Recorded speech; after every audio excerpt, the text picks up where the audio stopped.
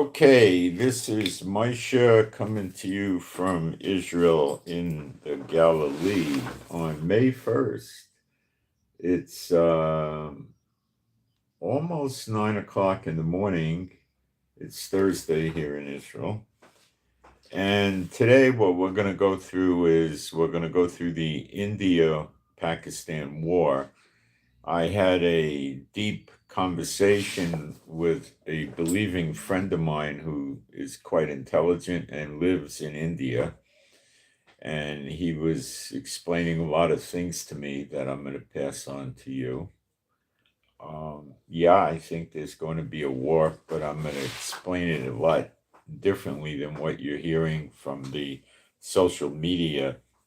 It's not exactly what everybody thinks it is, but yeah, there'll be a war, but it's going to come in a different way, I believe, than what people think.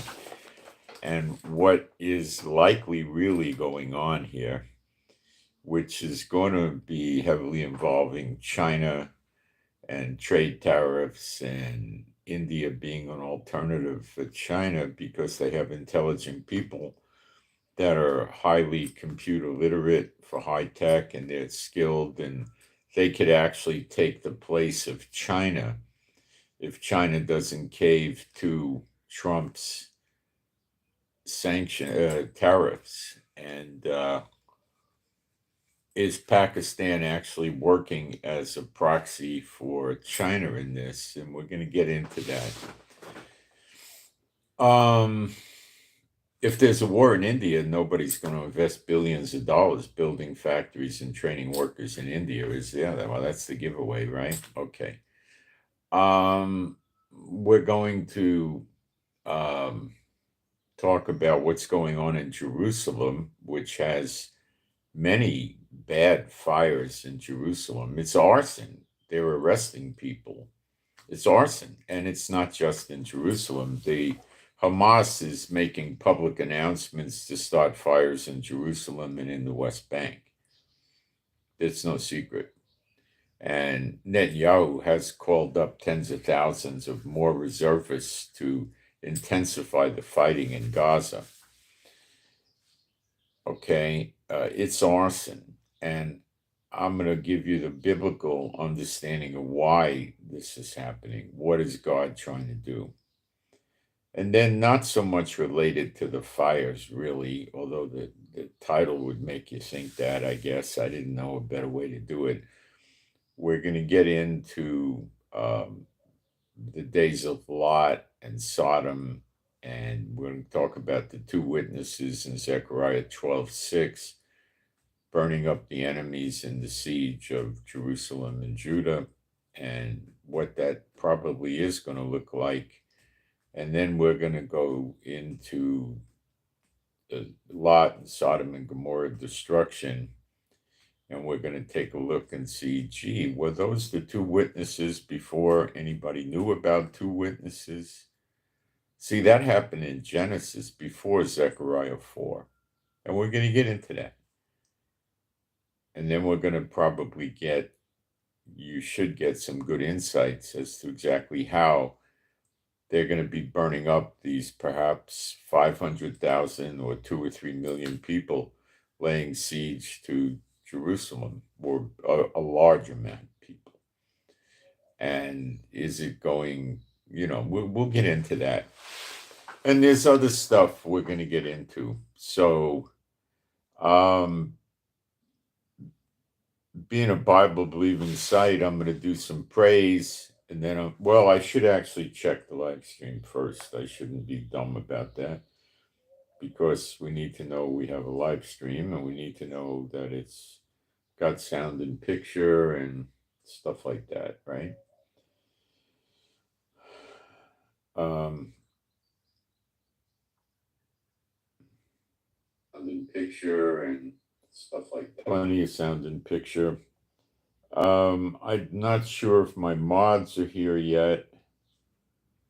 So I'm going to take a look at.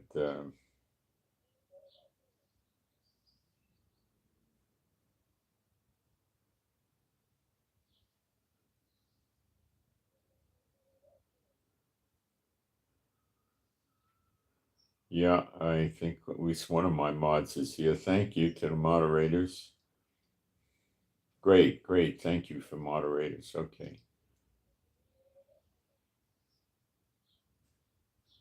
All right.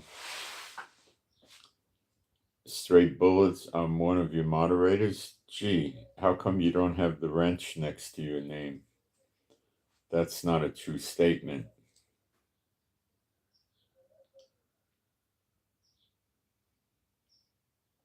Okay, let me get a couple of quick posts up in the live stream very quickly, and then we'll move ahead. And a lot of people like to go away when I'm putting the posts up, and that's fine.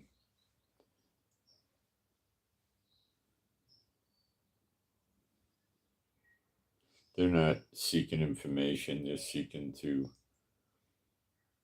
generally just amuse themselves or harass us or something like that. I don't know, but I'm not worried about it. And you shouldn't be either.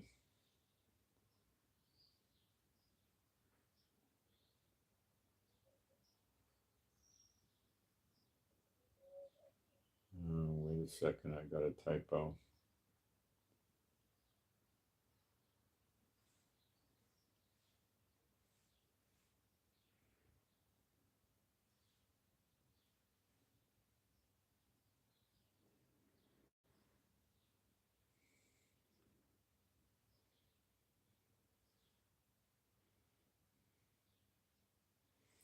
Oh, this thing's starting to drive me crazy here. All right, hang on a minute. I got a concentrator. I'm never going to get this up.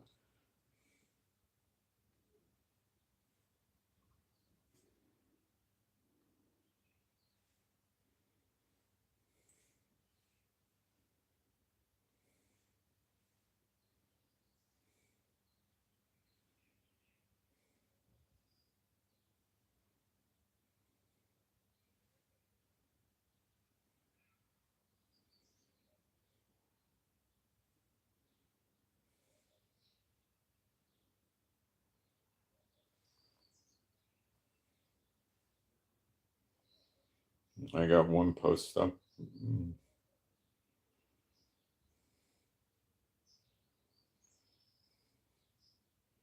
Okay, I'm just going to put my email address up real quick and we'll get going.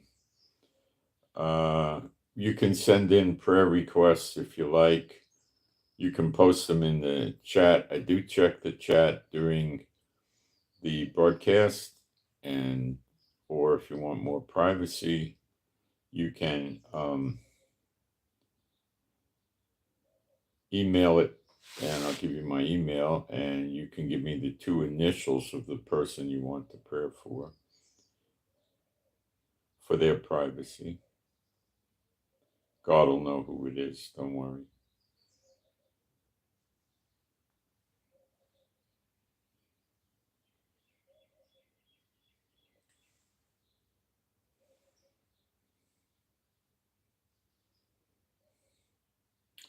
Okay. Beulah Udini, I think I have thwarted her again on the jumping the fence. Looks good anyway. She's really been a strain on me. Okay, being a Bible-believing site, Old and New Testament, I'm going to do some praise. And this will probably cause people to leave because they don't like God. Okay. There is no God like Jehovah. There is no God like Jehovah. There is no God like Jehovah. There is no God like Jehovah. There is no God like Jehovah. There is no God like Jehovah. There is no God like Jehovah. There is no Messiah like Yeshua. There is no Messiah like Yeshua. There is no Messiah like Yeshua. There is no Messiah like Yeshua. There is no Messiah like Yeshua. There is no Messiah like Yeshua. There is no Messiah like Yeshua. Okay, let's jump in. India and Pakistan. First thing I'm being told is it's likely that Modi did a false flag with the tourists getting shot by the Pakistani terrorists. I don't know. I mean, he didn't say it happened. He just said it's a possibility. I don't think so. I don't think so. I think that the Pakistanis probably really did back some terrorists that came in. There's very, very bad border bad. There's very hard to police borders between India and Pakistan. A lot of snow and stuff like that at times of the year. And India doesn't do such a good job. Neither does Pakistan. Okay. Both of these countries, well, India is an extremely corrupt country. Okay. Very, very corrupt. Okay. And Modi rules politically with an iron hand. And the corruption is rampant. Okay. And the poor stay poor. India just recently said now they want people, when they register for something, to state what caste they're in. India still has a caste system. So if you come from the rich and the famous, think Satan bots, then you're in, the caste system where you're destined for wealth and riches. If you're poverty, you're destined to stay in poverty, this type of thing. I think they got about 5 different castes. I don't pay much attention to it, to be honest with you. India and Pakistan have a sordid history of fighting and border skirmishes and stuff like that. Okay.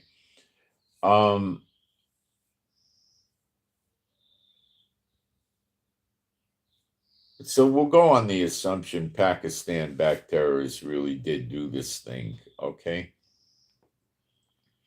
Modi probably wouldn't have picked tourists to kill if he was going to do it, because that would diminish tourism in the area. And why would he want that? More money, more taxes, more corruption. He wouldn't want that.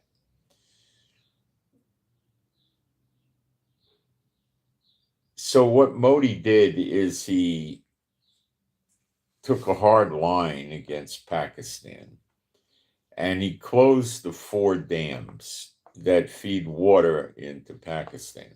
Now, what Modi did not do is he did not cut off all the water to Pakistan. I'm sure Modi diminished a substantial amount of their water by closing the flow out of 4 dams. Let's not kid ourselves. To get an accurate percentage, I don't know. Well, if I want to take a guess, maybe half, 30, 40%, enough to cause Pakistan severe problems. Like what? Like artificial irrigation for their crops, yes. That wrecks their economy and their food supply, even if it's just 30%. Even if it was 20%, but what if it's half?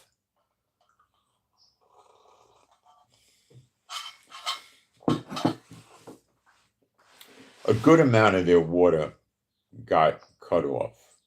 Okay? Let's see if we could search Google and get a figure for that. Maybe we can.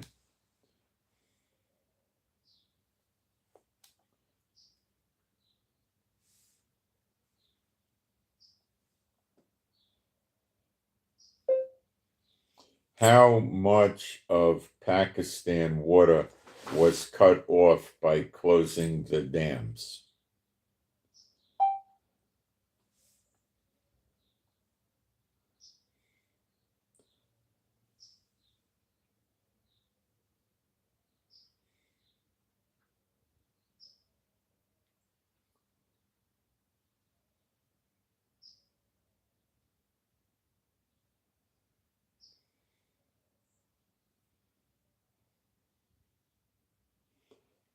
I'm not seeing it. I'm not sure. I'm sure that Pakistan and India know, but I'm not getting it in Google. So it was substantial. They have to deviate the course of rivers and streams flowing into Pakistan from India to complete this. That would bring the amount of water cut off to Pakistan to 70%. Now, this is a very large undertaking that's not going to happen in a week or a month. It's probably going to take months. There is the possibility that Modi could mobilize, 85,000 workers with all kinds of heavy equipment and work on several rivers and streams simultaneously and get it done, but it would still be months. Okay? If he just dams up the rivers and the streams, it would happen in days. But that would maybe weeks, but that would cause overflow and flooding, and it would be a mess. So he has to move the water around. And what I'm told is India does not have the budget for something like that, which would be probably very expensive, hundreds of millions, or very, very costly. You'd have to make new paths for the rivers, and it's a big deal. Okay. So everybody's kind of over emphasizing what really happened in terms of, yes, he hurt Pakistan. Now, how much guts does it take to close your own dams? Not much. You tell the people, shut the dams. Doesn't take any guts. In 2020, China, on their border with India in the Himalaya Mountains, 14,000 feet high, the Chinese army came in and grabbed a swath of land that's about 23 square miles. Not that big. But what did China do with that land? They built military forts and bunkers and set it up for military occupation, which is still ongoing. There's lots of Chinese soldiers there with weapons of all kinds, tanks, artillery, missiles, bullets, guns, you name it, right? Now, that is sticking a sword on the back, not penetrating, but prodding in the back of India. Hey, look, we got this great base we set up, and we have no, the time to fire missiles into India from what used to be India is rather immediate. Ballistic missiles might be able to hit deep into India from there in 4 or 5 minutes or less. This is a problem for Modi. What did Modi do about it? Modi did nothing about it. Okay? Modi did nothing about it. Why did Modi do nothing about it? Because he's afraid to fight China. Could he win in a fight with China? My take is no. Would he be able to actually damage China significantly? Oh, yeah. 2 aircraft carry a large amount of jets, not super modern high-tech jets. Missiles, not the best missiles. Not the best tanks, not the best soldiers. His soldiers are poorly equipped and trained, okay? But he's got a lot of them. And he's got a lot of equipment. Okay, Russia had better equipment and better trained soldiers than Ukraine, but Ukraine is still kicking after 3 years, hurting China a few times every week, hurting Russia a few times every week. So we have established Modi is fearful of China. China and Pakistan are allied and friends, and they work with each other in trade and investments and everything like that. So what is likely going to occur if Modi does not turn the dams back on is the Pakistanis,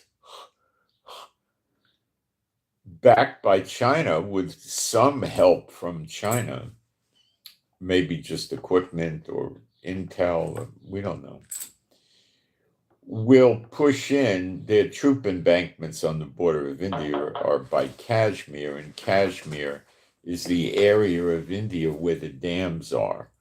So what the Pakistanis will probably be forced into doing, give me a second, I've got a message.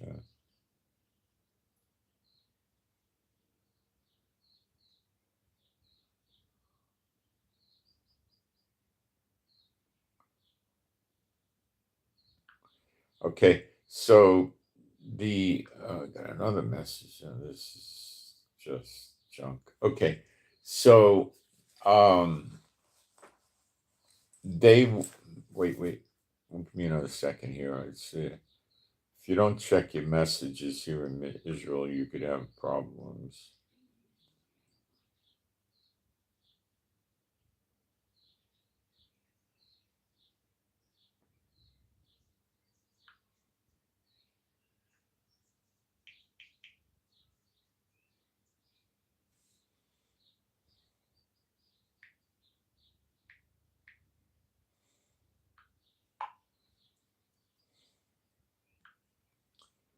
Okay, so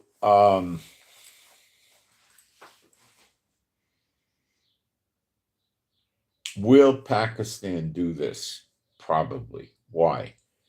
Because it's becoming more and more obvious China's on their side. And China will make it clear to India that if there's a full scale war, they're going to be fighting or helping Pakistan in significant ways. If China kicks in, the chances Russia will contribute and North Korea, maybe Iran, likely Iran. And this is going to scare the daylights out of Modi. It takes not a lot of guts to push soldiers and move tanks and fly planes and AWACS and move ships around. This is positioning. This is what Trump is doing to Iran. And what Iran is doing to Trump is telling him to take a long walk on a short pier. Or we could rephrase and say, hi, my name is Cliff, drop over sometime. Okay? They're dancing with America over this nuclear treaty. So all they're doing is they're entertaining America. And what are they doing in the meantime? They're fortifying the exteriors of their nuclear facilities on the outside. They're probably pouring many feet of concrete and other things in there to make sure that they make it even harder for America to hit them. Okay? They never said, yeah, we'll shut down our nuclear facilities and we'll, buy uranium from other countries like everybody else and we'll be nice and, we'll talk about our ballistic missiles with you and, what do you want us to do? They're not doing any of this. The last meeting they had, the results of the meeting came out that there were differences. In other words, there's big gaps. Iran sees Trump as weak. He's bombing the Houthis. I agree. But so what? What can the Houthis do to Trump? Nothing. They could blow up with missiles and drones Saudi Arabia oil refineries. So what? They could do probably similar with Jordan and the UAE along with Iraq. And, so what? And as a precaution, Trump is rapidly pulling the amount of troops he has in Syria. I believe there's 5 bases northeastern Syria near the oil. And he's not going to close the bases or move 100% of soldiers out, but he is moving some soldiers out. He's reducing his exposure, his risk of having a lot of troops killed. Now, I'm not sure, but I think the troops that are going to be left there, he's not going to tell them, you got to dig a foxhole and make the best of it. I'm pretty sure they've constructed bunkers that would be able to sustain a reasonable number of attacks, okay? The Iranians and the Iraqis and the Yemenites, the Houthis, are not likely to fly on fighter jets or bombers and drop heavy bombs. So it's not that complicated to fortify the base. Now, it's one thing for Iran or Houthi or somebody to hit the base, but it's another thing to hit it at the bunker. And, the bunker would be dug underground, I'm sure not very deep. Maybe they went 12 to 18 feet or 10 feet or something like that. And a lot of reinforced concrete and stuff like that. So what the drones can carry and the missiles can carry is probably not going to do much. And they probably have radar and warning systems, and they probably have Patriots and other things to do takedowns and, that sort of thing. Building bunkers for 300 or 400 guys is not the same as building it for 1,500. But I think these bases are likely to be reduced to, something like 300, maybe less. The idea is there's so much ordnance in Israel now from America that if the guys at the base are coming under attack, they're going to get on the radio or the sat phone or whatever they're going to use. They probably have 3 methods of communication. And they're going to scream bloody murder. Hey, we're getting attacked. And then you're going to see various jets flying over the bases trying to protect them, taking down drones, for instance, with air-to-air missiles. If there's a serious ground incursion against the bases, they would shoot guns at the people invading and drop bombs on them and rockets and missiles, all sorts of stuff. So the guys there, the drill would be to call in for lots of fantastic air support, but still a pretty dangerous proposition. So anyway, Iran sees America as weak. Well, you attacked the Houthis, so what? That's not like attacking Iran. And they're right. Iran, I would say, is at least 10 times tougher target, probably more like 25 times than the Houthis. How long have the Houthis been bombing Yemen now? Must be 6 weeks every day. And they're still getting launches off. I haven't seen a launch in Israel in perhaps 2 days. Maybe I'm wrong, but they're usually most days they're getting something off against Israel. And it's always being intercepted. It's not causing damage. But it does cause 1 million or 2 million Israelis to get to hear the warning and go into the bomb shelter during the night. And this is what they're after.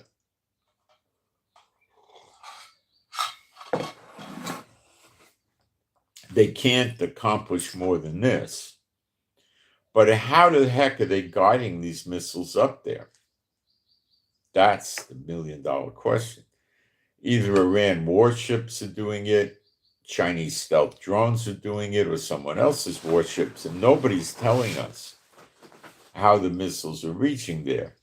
I don't think they have laser-guided missiles or other sophisticated missiles using cameras to read the terrain and map it and, recognize landmarks and know where to deviate, how much to turn here and there. I don't think they have that.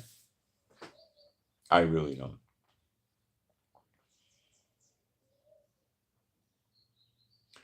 This is not impressing Iran, okay? The Middle East mentality with the wild Muslim psychotic terrorists is, you threaten me, it's irrelevant. I don't care about your threats. Okay? Are you ready to spill blood? Are you ready to spend hundreds of billions of dollars? Are you ready to have dead soldiers? How do you think that's going to help your public opinion in America, Trump? You start getting thousands and tens of thousands of dead soldiers. What are you going to do? What are you going to do if we sink some of your warships? What are you going to do if we take down some of your planes? What are you going to do if we hit your bases around the Middle East in Kuwait, Bahrain, Qatar, UAE, Jordan, Saudi Arabia? What are you going to do then? What are you going to do if we attack Israel, your good ally in the Middle East? What are you going to do then, Trump? See, they're not playing the game, Trump, if Iran and America have a war, we're going to win. They're not saying that. They're not that stupid. Trump wouldn't pay attention. But when they make the point of we're going to hit the oil refineries and the price of oil is going to spike, and then what you're going to do,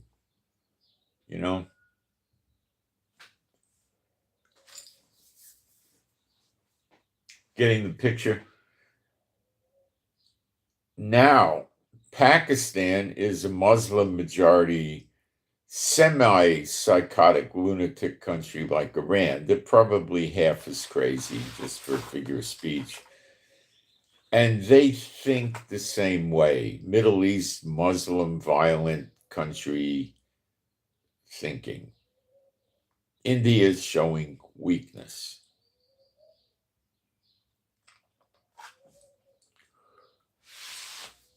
They know India is afraid of China. They know China in no way, shape, or form would let India invade Pakistan and open up a second border front with China. That's against what the Chinese would want. I mean, they'd never want that. So what Pakistan would likely do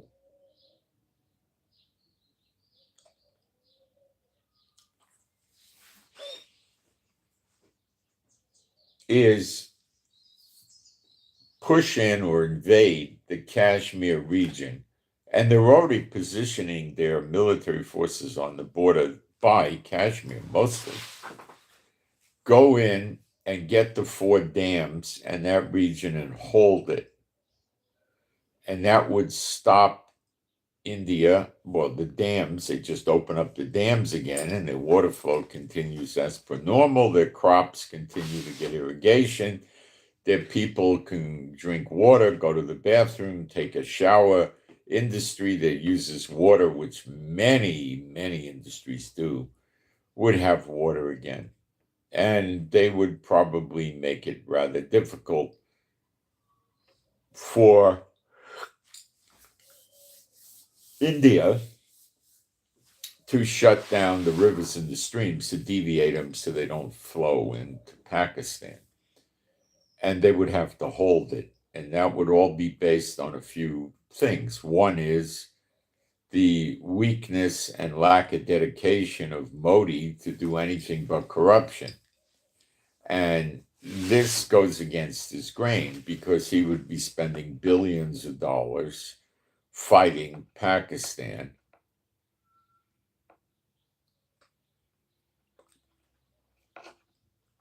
And if China gets involved, he'll get really scared.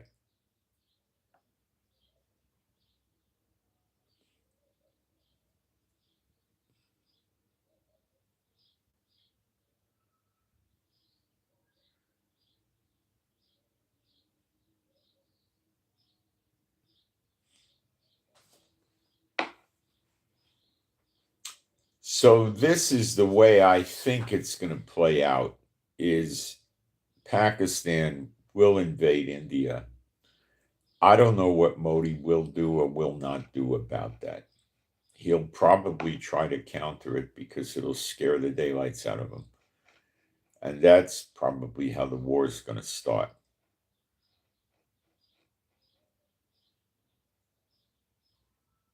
That's my opinion.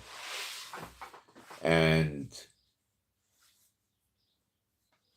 I don't know what Modi was thinking. My opinion is the Pakistan-backed terrorists did come in and kill people, 25 or more, and they let the women and children go.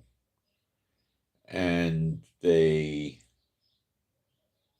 so they didn't come in on a merciless mission like October 7th in Israel, which would have riled the non-Muslim public of India up to the hilt. They didn't do that.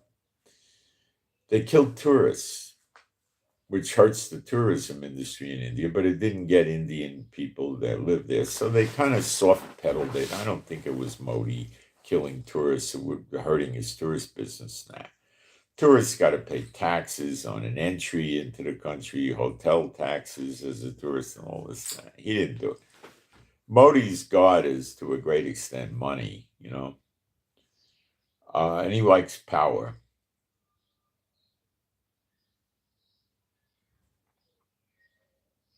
China would see a great golden opportunity here. Why? Trump is crushing Chinese businesses. We talked yesterday, Seattle port is pretty empty. They're saying empty, actually, because a lot of the ships are coming from China. There's no ships coming. People in America canceled the orders. They don't want to pay, 134% tariff. That's like, something that was $1 is going to cost you $2.33 or something like that, right? So prices more than doubled. Who's going to buy the stuff? See what I'm saying? So orders got canceled. Factories are laying people off, probably shortly going to go into bankruptcy. Now Israel doesn't put any serious sanctions at all on China.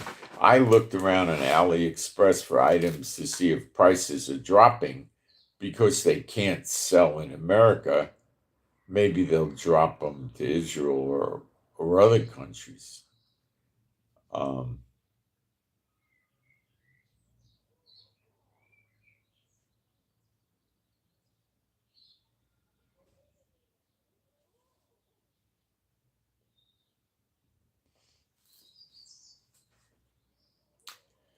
So what would Trump do? The ships, many ports in America are down by 50%. So that means, there's going to be some empty shelves. People are going to gravitate towards other products from other countries that aren't so heavily taxed. They're going to gravitate towards American goods that are not taxed. Of course.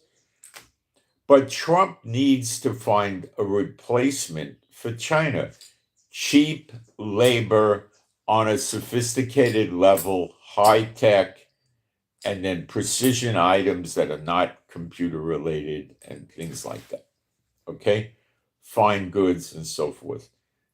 There are countries that make stuff cheap, like Bangladesh and Vietnam, and that's not the same as China. The Chinese people are bright people, like the people in India.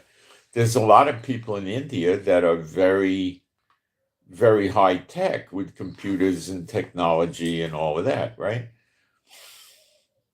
And the Indian people have a lot of people that are smart and could be trained that would be willing to work in factories at what you would call low wages, like the people might make 10% of what they would make in America. Really. And there's no workman's compensation insurance. There's no unemployment insurance. Probably, maybe there is, but it would be cheap and not very significant. They won't have to give them expensive medical plans. They'd have to give them something, maybe. There wouldn't be strong unions and all this stuff, okay? So the countries that were using China, Trump put the kibosh on it, so they'll say, well, we can make in America, but what happens when we make in America? Well, the land's expensive. The cost of construction is expensive. The cost of electricity is expensive. The cost of water is expensive. The property tax is high. the taxes to the state that we're in is high. And then there's the taxes to the Fed and, all the regulation and, you got FDA, you got, a million monitoring agencies, okay? And then you have risk of lawsuit in America, where in India they're not that worried about it because there's corruption. They could get out of the lawsuits inexpensively. And, the people are up to the task. It came out they're making Swiss watches in China. But they weren't making the entire watch in China, but they were doing a lot of precision, fine, detailed work in China. To call a watch a Swiss watch, apparently you only have to have 60% of the watch made in Switzerland. So the movement on manual watches, self-winding watches,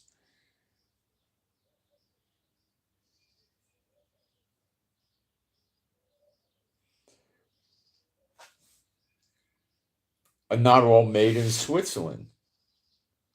Like with luxury goods, the Chinese overstated it. Hermes, Hermes, however you pronounce it, Hermes. They're suing the Chinese companies that are saying that they were making the stuff. But Hermes is failing to show people their factories in France. Now, suing the Chinese companies is a joke. How are they ever going to collect? They're going to go sue them in China? Come on. It's publicity for them. But yes, a lot of these luxury goods were made in China, and they require a lot of precision and fine details. A lot of the red light therapy stuff, almost all of it, is coming from China. I think Trump is basically killing that industry because practically everything comes out of China, and now the prices are soaring. Now, the ones that are so-called made in America, that's sort of what is really going on. Is the red light diodes and stuff are coming out of near infrared red light. They're coming out of China, and maybe they're doing some assemblage inside America, but like with the panels, the big metal box that they put them in, that's, I'm pretty sure, being made in China. So the components are made in China, and then they probably assemble in the United States, repackage it, and call it an American product. But, it would be very expensive for them to do everything inside America.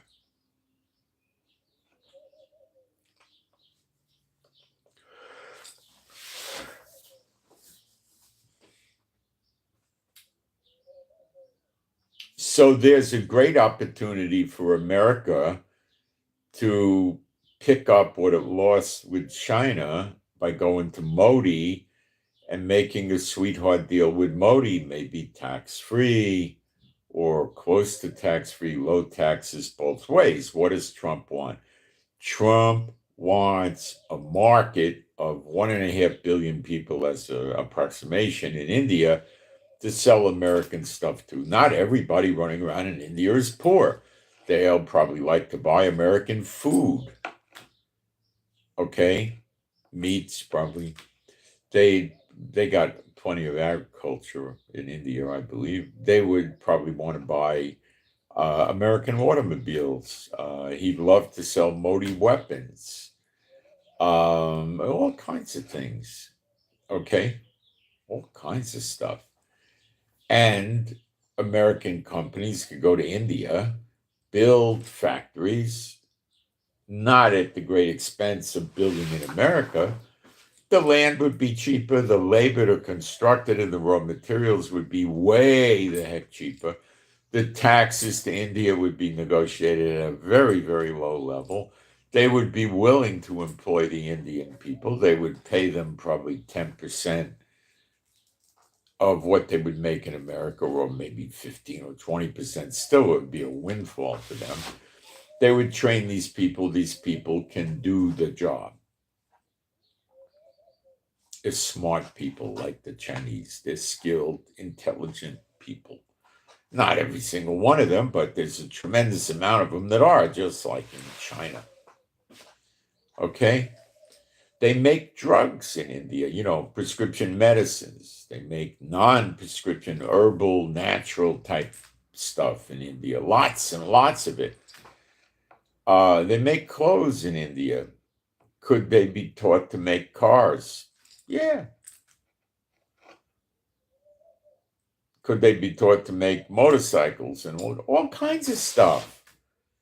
Refrigerators, ovens, air conditioners. It's a huge market.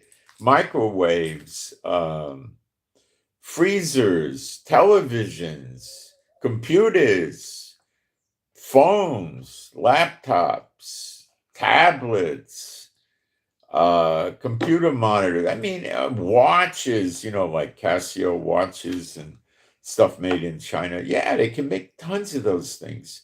I think Casio and Citizen are made in China, maybe in Japan, I'm not sure. They could do it in India, so this is a threat to China. So if there's a war with India and Pakistan, and China gets involved in Russia and Iran and North Korea and the whole axis of evil, as they like to call them, but they're all evil, gets involved with this fighting in India, who the heck's going to go there and open up a factory for, instead of $1 billion or $1.5 billion, maybe $250 million? They're not going to go over there. They're going to say, wow, the situation in India is not stable, and we can't afford to go in there and make a big investment. Now, it's too dangerous. So then they go, Trump, make a deal with China already. We're sucking wind here for product. See what I'm saying? That's what I think is really behind this whole thing. Now we need to talk about Iran and how Iran is busted out economically as a result of the port explosion a few days ago, but I'm going to take a fast break. And Iran is busted out right now. And that, you better believe, is a dangerous scenario. I'll be right back.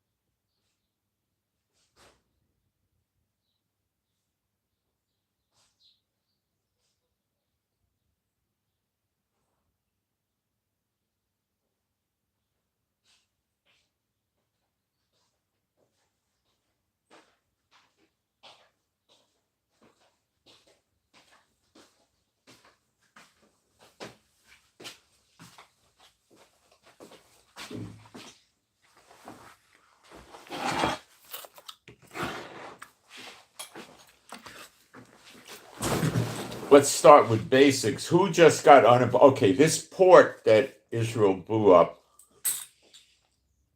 Iran is saying we did it. I think we did it. Nobody in Israel says we did it, but it looks like we did it. But sabotage is what the theory is, not airstrikes. Okay. Doesn't matter how it happened. It did happen, and who did it is probably us. 60% of the containers of goods, like corn, shoes, chairs, all sorts of goods coming on container ships, went through that port. Iran only has 2 other ports, and they're small, anemic little ports, not like this King Kong port they had, which is demolished. It's messed up.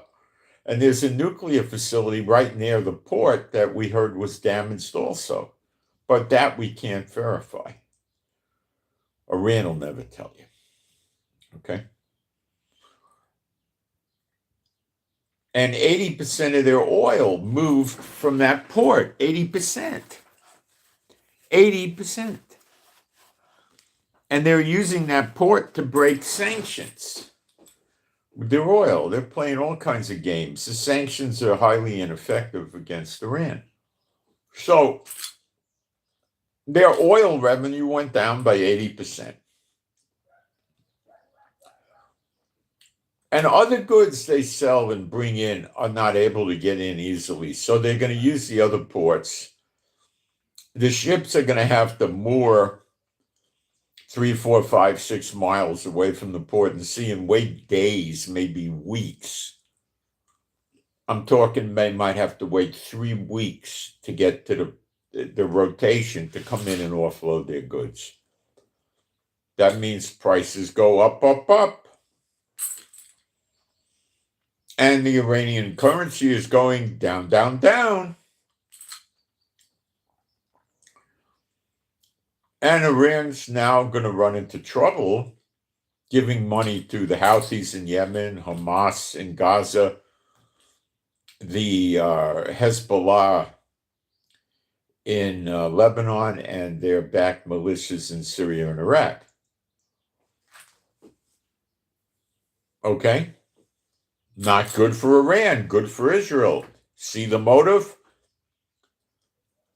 This destruction on the port is not going to be resolved in 2 weeks or a month. It's probably more in the many months, 6 months, a year.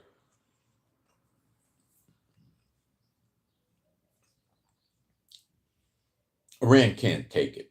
Would this, okay, what's probably behind this? Israel did it, Trump knew about it beforehand. Let's not be stupid. Would this bring Iran to their knees in the nuclear negotiations with Trump? The thought of that Trump and the Americans have is yes. But the answer is most likely no. Because Iran sees weakness in Trump. Is the weakness real or not? It doesn't matter. It's what Iran imagines it to be. Okay? That's the way they think. Okay? If Trump really meant it, he'd come in and start bombing us, blow us up, do all kinds of... He's not doing that. He's afraid of us. It's simple. That's how they think. Trump's scared of us. Big mistake. Trump predominantly fights against big players like China, Iran, Russia economically, or he'll use proxies like Israel, Ukraine. Okay?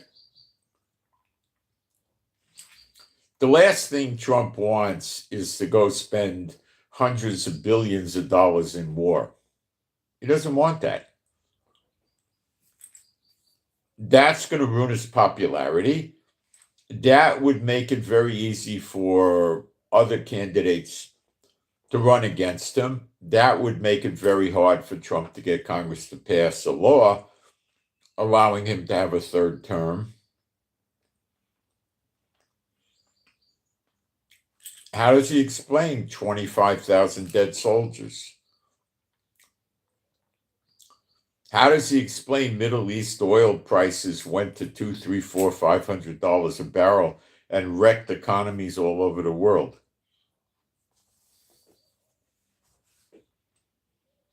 He can't.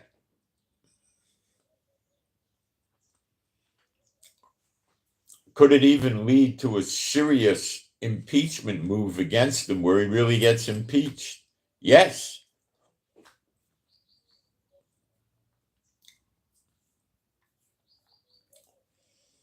He's an economics player.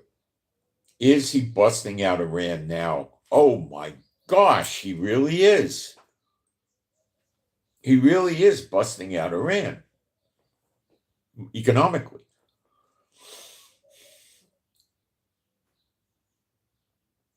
America busted out Japan economically too. Did you ever hear of Pearl Harbor? Do you know that the Japanese delegates were inside America doing negotiations with America right up until the minute of the attack on Pearl Harbor? They threw him out of the country persona non grata, accepting the diplomatic immunity and kicked them out of the country. So, is that what Iran is doing? I think so.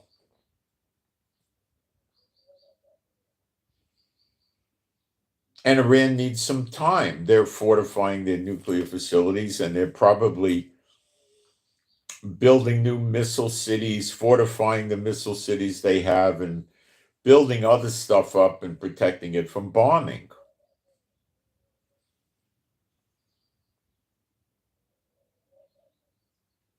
They're also solidifying alliances. They went to Azerbaijan and signed some documents with Azerbaijan the other day. They have a border with Iran. So they obviously are doing something with Azerbaijan because they don't want a fight on the border with Azerbaijan. They don't want Azerbaijan turning against them because it's on their border. And Israel and Azerbaijan are pretty close. The chances of Israel doing a ground invasion by itself against Iran are pretty minimal. Let me put it that way. Close to zero.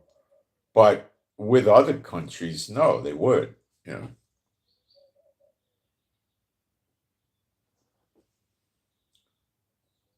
So what does Iran do now? They see weakness with America, and they got a massive problem, and they got to deal with it.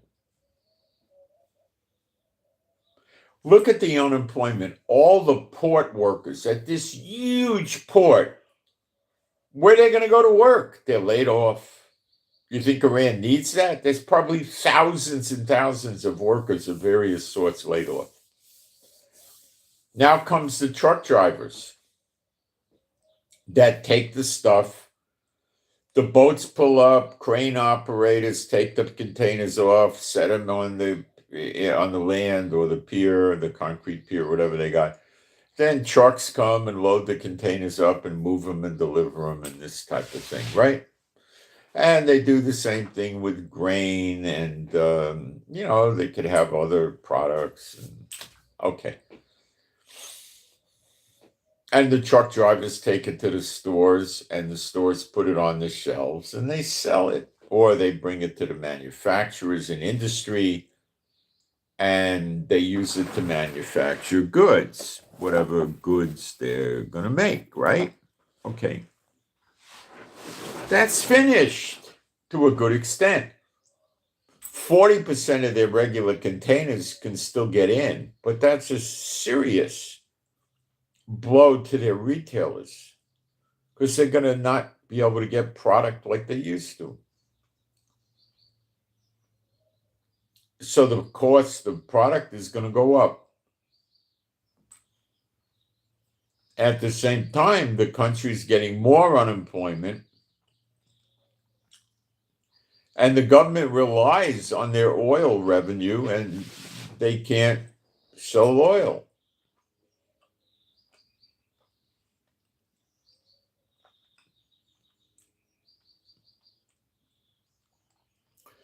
They can't put oil in the trucks that you see go up to the 7-Eleven and fill the gas tanks. That's not feasible. You can't put oil on airplanes. Nobody does it. It's too expensive. You got to use ships. Now, you're Iran. What do you do now? What are you going to do? Sit back indefinitely and negotiate with Trump and hope he goes away?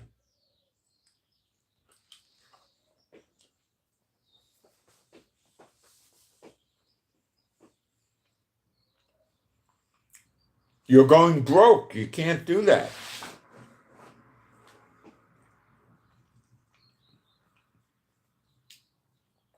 Make a deal with Trump? Well, the deal's going to involve destroying the nuclear facilities with American boots on the ground witnesses watching them get blown up and destroyed. And now with the port gone, Trump's going to want ballistic missile counting and reductions and stuff like that. These missile cities got to get off the table. So Iran is between a rock and a hard place. If Iran goes to Trump and says, yes, sir, Mr. Trump, whatever you want, we're going to do it, right? Trump turns around and says, we want Iran to be a great country. We want Iran, we want people, everybody has a car, everybody spends money, everybody has a credit card, We want the corrupt, immoral movies from America to be played in the theaters in Iran. We want the sick music from all the perverted groups to be played in Iran. We want Iran to have European and American TV shows so they can get all the corrupt moral values into their country. I mean, what do you think Trump's about anyway, Trump's going to say, I want Iran to be a great power. What's that mean? It means Ford, Chevrolet, McDonald's, Burger King, Wendy's, Applebee's, Outback. You got the idea. Walmart. And, you getting the idea yet? How about American oil companies moving into Iran? Yeah, how about that, huh? How about getting involved in the Iranian banking system? Oh, yeah, Trump will make it prosperous for the people in Iran. If these people running around in Iran, a huge majority of them don't even care about this stuff. All they want to do is kill people. Really, I'm telling you the truth. They don't care about it. But we want, infidels dead. Everybody's an infidel but them and their kind, That's all they want.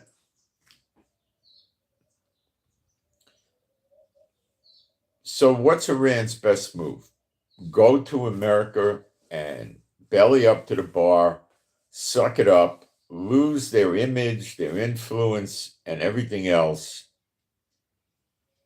And Trump takes the sanctions off and actually starts helping Iran economically. Or they say Trump doesn't have the stomach for it and he won't want to spend the money. Let's go to war with America, because there's always the possibility of a ceasefire, like Russia-Ukraine war. And we can always grind ourselves a better deal with a ceasefire after we damage oil refineries and American bases and hurt America. And let's talk about sleeper agents in America. We'll see how America likes that. So I would say that if you were dealing with an intelligent country with, not insane, criminally insane, psychopathic murderers, you would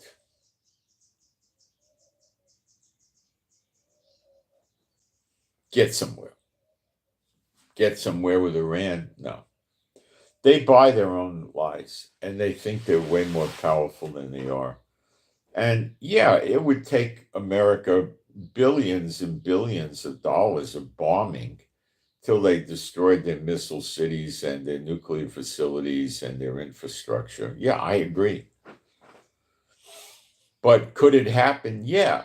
Now, the bombing efforts in the Houthis have been going for, 6 weeks, and they're still functioning. But they haven't sent that many planes at one time. So they would have to start looking at dedicating like 300 planes to round-the-clock bombing in Iran, and you might get some results. You might bring Trump's thinking as we bring Iran to the table, but Iran is going to mess up oil prices around the Middle East. I don't think it's possible for Trump to put enough missile defense systems to protect all the oil refineries in Kuwait, Bahrain, Qatar, UAE, Jordan, and Saudi Arabia. I don't think Trump can put enough missile systems in to protect the piers and the ports where the oil moves out of. If you it buffered briefly. So Trump is smart, but apparently Netanyahu is too regarding this, and Trump went in for it. And now what?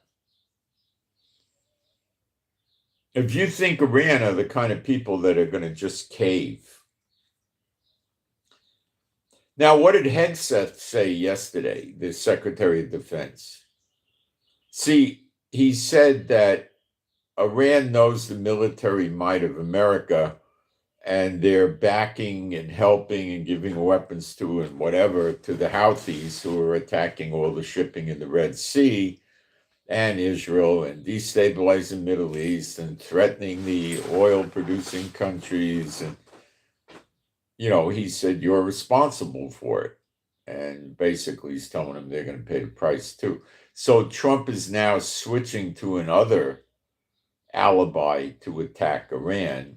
And that alibi now is backing terror through the Houthis.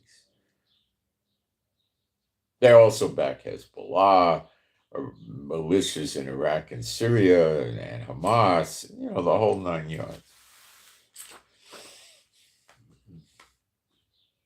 So probably by the end of the weekend or Monday, the next aircraft carrier will be here, making 3, and there's supposed to be a number 4 too, but I don't know where it is. They don't talk very much about the position of their aircraft carriers.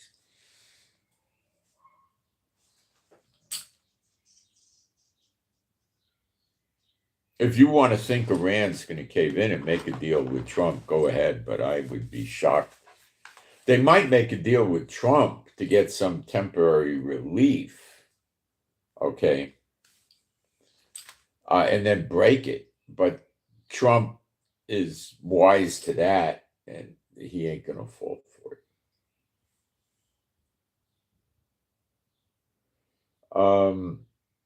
Hang on, I got a message for somebody. Let me take a look.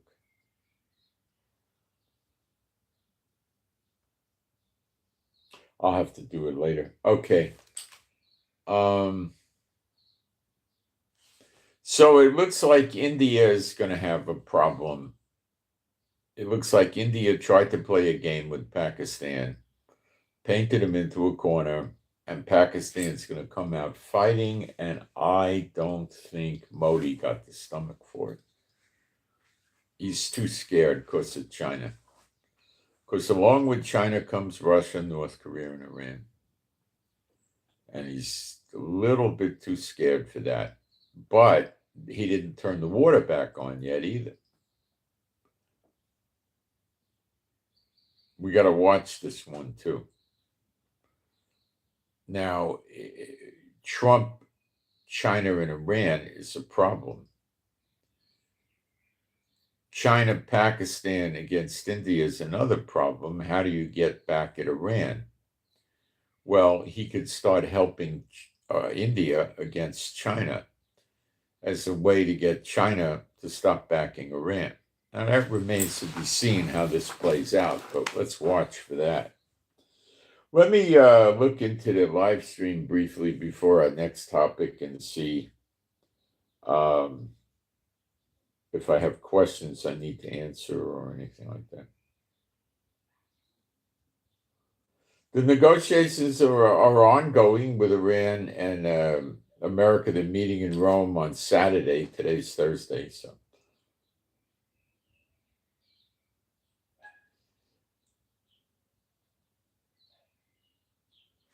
There's no deal with Iran. They're quite far apart. Negotiations are rather stupid. It's both sides want to buy time. Now that the port has been hit, time is on the side of Trump. Trump is perfectly happy to let it drag out now because Iran's going to dry up economically, and that could cause civil war and all kinds of problems. Yeah, the buffering was over. They did a pop-up and cut the live stream. I fixed it, I think.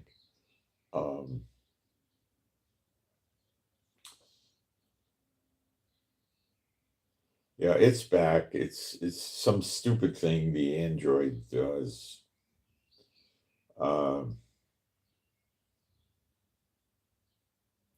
I think I updated it already. Maybe I didn't. I'll have to look at it again.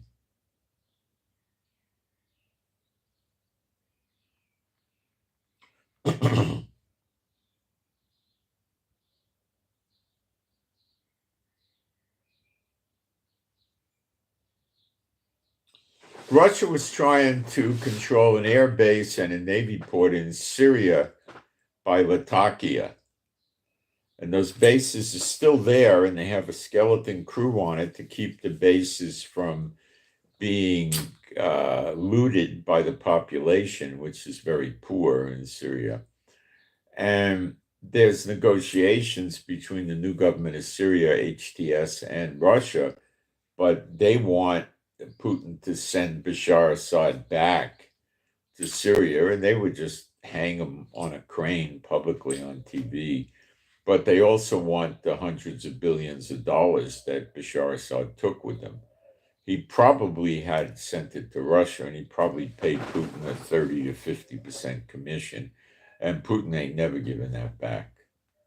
So they're still talking, but Russia does not have the bases. I don't think Russia needs or wants the bases that much.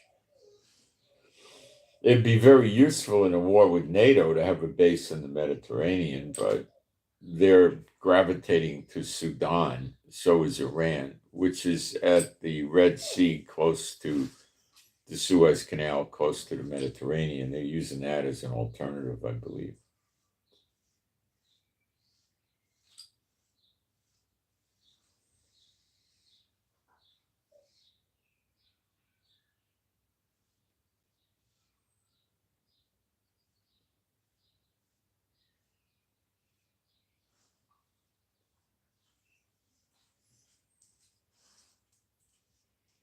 Oh yeah, the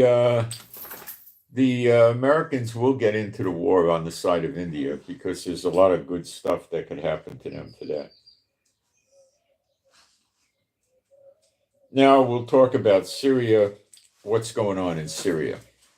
Not now, Beulah. I don't want to let you out in case you jump. I'm doing the broadcast. You hang out a little while and then we'll go. Okay. The Druze. The Druze in Syria are in danger of annihilation. Genocide is the word. They've been fighting with various radical Muslim factions of people in Syria, supposedly backed by the HTS government of Syria. And there's been a lot of clashes around all through Syria. And Israel's protecting Druze in southwestern Syria. We're in our buffer zone. And we did airstrikes yesterday, 5 airstrikes in Syria against people attacking the Druze. And we made it very clear to them that there's a lot more airstrikes ready to come if they keep messing with the Druze. So far, the situation has not stopped or gone it's not historical. It's still there. We don't know how it's going to finish up yet. Israel has tanks and armor and troops in Syria, and we might actually send armor and tanks with air support in to defend the Druze.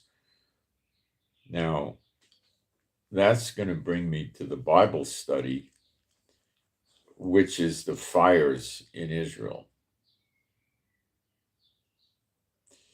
Israel has a number of fires in and around Jerusalem. They're so bad that during the night, firefighting aircraft flew in from a number of different countries that Israel was asking to help. Okay? And these are bad fires, and they're arson, Arson, arson, and there's been arrests already. Hamas is publicly telling the people, start fires in Israel. And they were specifying Jerusalem and the West Bank, and they did it. God is doing a number of things here. One, and we're getting to redemption.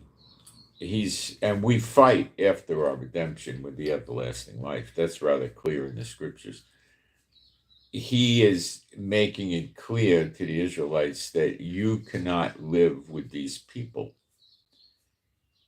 They will never stop. They have to go. Or you ain't never going to be the head of the nation. They're going to be anything. Now, the people in Israel don't understand much about prophecy. Okay, so helping the Druze is not anything God is very happy about. Now, what does it say in the 10 Commandments? Which was for Israel, wasn't it? Okay. Let's read it. What is it? Exodus 20.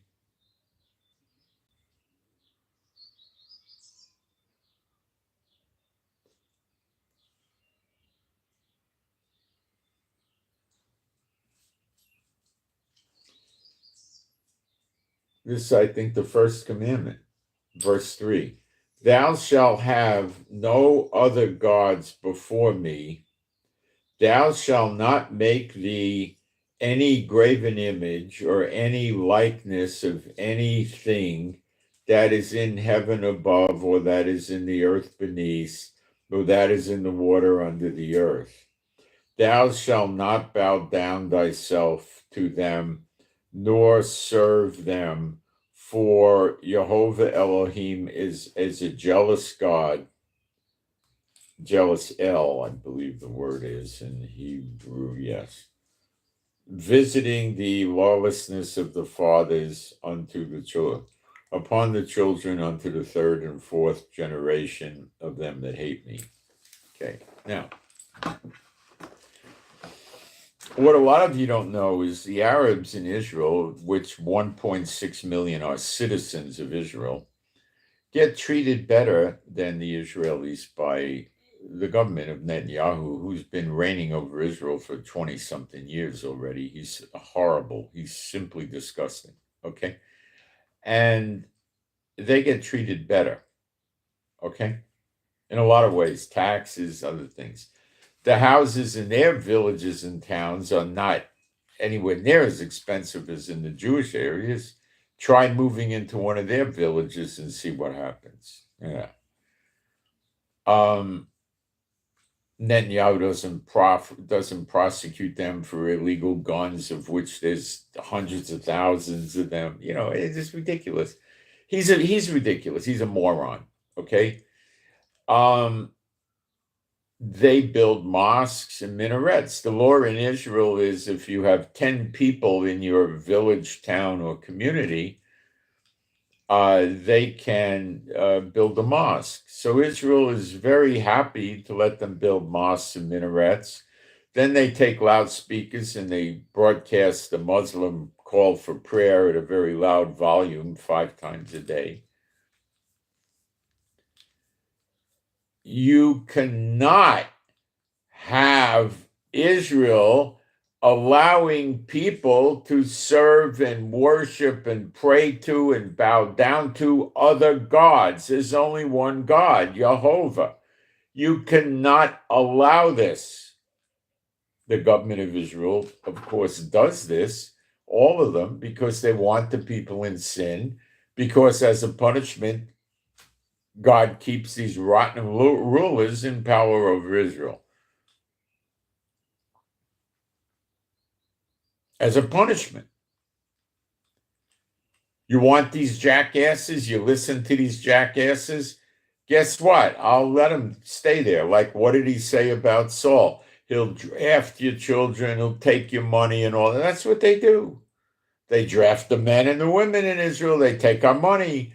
50% employment tax if you make any kind of money, 17% sales and import tax. Cars are taxed 100 to 150%. Gasoline has a $3 per gallon tax. $3 per gallon tax. You know what life is like here? People move here from other countries and it cracks them up. Yeah, Jews, non-Jews, it cracks them up. I've seen it many, many, many times. It's very hard living here. Very hard. You got terrorism, you got bombs, missiles, drones, threats, invasions, threats, blah, blah, blah, blah, blah. Very hard. Everything's super expensive here and getting worse.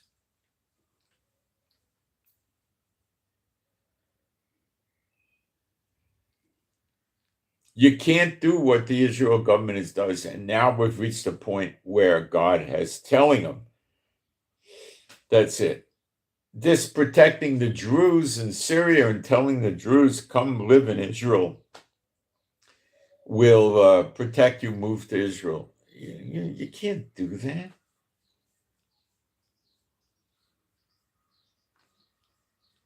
So what happened?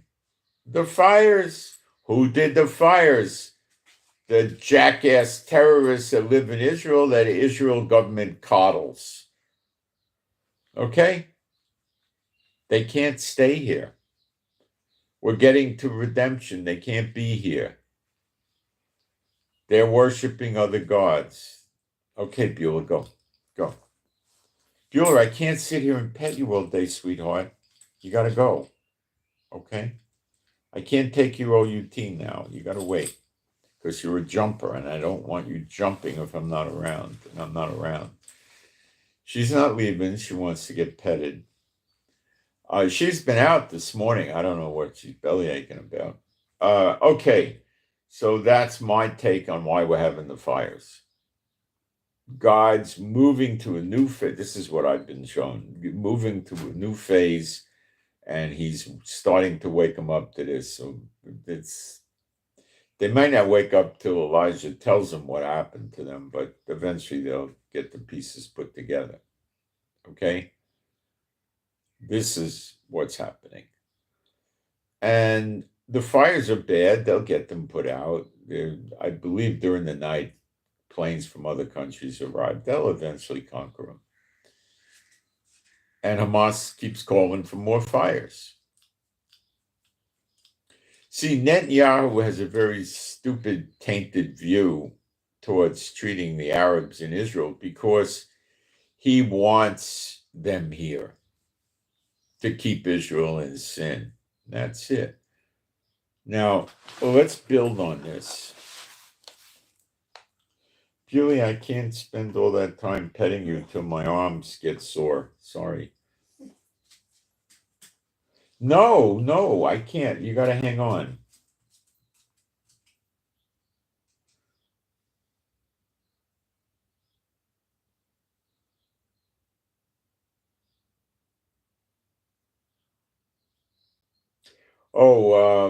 America confiscated 2 vessels that violated the Iran sanctions. They actually grabbed 2 vessels. This was very recently, a couple of days or a day or two.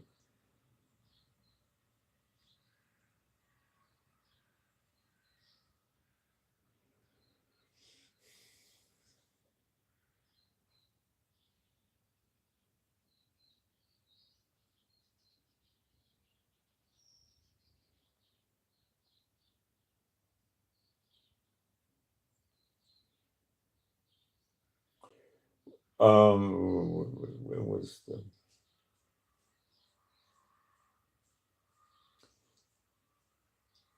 2 Corinthians 4, 1-7?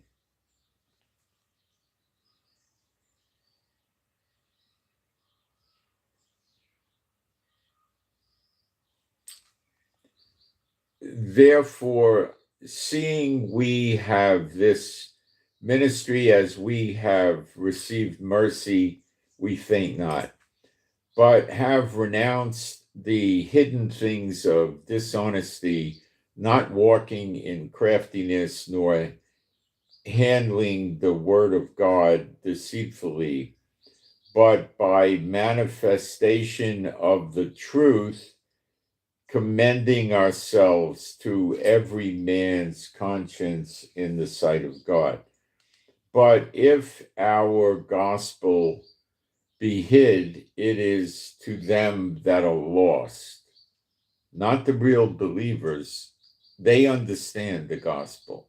The ones that don't understand it, they're the ones that hear the call, but they're not chosen. In whom the God of this world, the God of this world, the God of this world is not correct translation. It's the God of this age. The word they translate world is incorrect. Cosmos means world. Ion means age, and this is ion, and this is a complete on-purpose error in the English translations to screw you up into Darby and Schofield. So it's the God of this age blinded the minds of them which believe not, lest the light of the gospel of Christ, who is the image of God, should shine unto them. Arise, shine, your light has come. Okay, so Satan runs all the countries in this age. This age likely started around 70 AD, or maybe at the time when Yeshua rose from the dead, or I'm not sure. Probably around when Yeshua rose from the dead or something like that. It could be when he was born, I don't know. But the age is going to be over shortly with it says the age to come with everlasting life, but I'll read that to you, and you probably don't know about that, and we'll read it, and then you will know about that. Okay, so we go to Luke 18:30.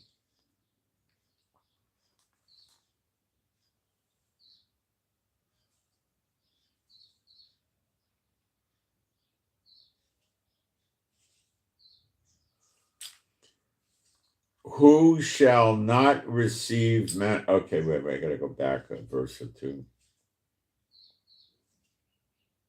Then Luke 18:28. Then Peter said, Lo, we have left all and followed thee. And he said unto them, Verily I say unto you, there is no man that hath left house, or parents, or brethren, or wife, or children, for the kingdom of God's sake, who shall not receive manifold more in this present time, in the world, in the age to come, life everlasting. It's the everlasting life.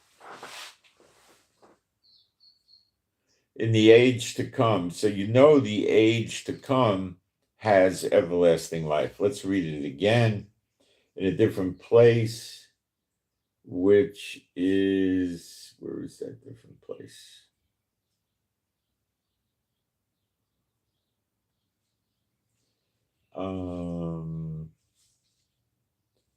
Mark 10, verse 30.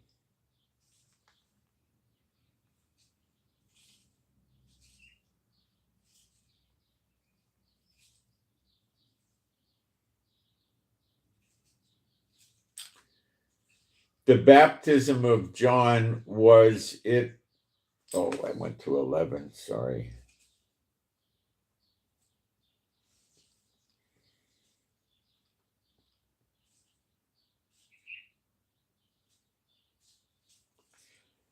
But he shall receive, okay, let me go back a verse or so.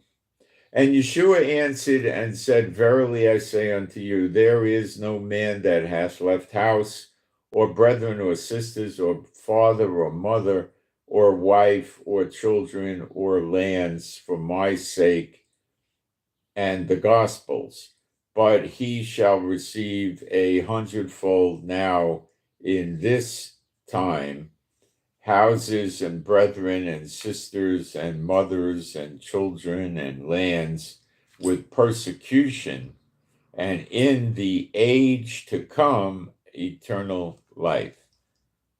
Okay, when you read Zechariah 12, you see it in verse 10, Zechariah 12, verse 10, where they look upon the one whom they have pierced. And then all you have to do is read that with John 6:40, which says, and this is the will of him that sent me, that everyone which seeth the Son and believeth on him may have everlasting life.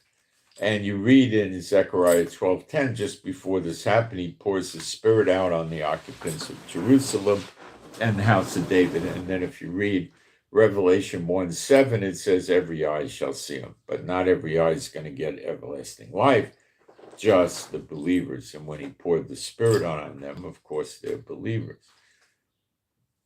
Okay? So Satan runs all the countries today, including Israel, America, every single one of them. They're Satan's people. You got to wake up. If you were a real believer, would you go to the Pope's funeral?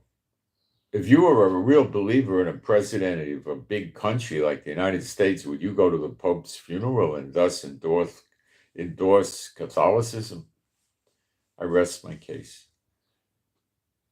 Moving along, and wouldn't God chasten you for that and give you conviction, and you'd have to grieve the Holy Spirit to go through with it? Ridiculous. But the reason these wars are having trouble igniting is Satan's trying to stop the wars because he has some understanding of end times. And he knows the birth pangs, and he realizes that wars and rumors of wars are in there, and he's trying to stop them. But God reigns, not Satan. And when the proper time comes, the wars are going to pop off.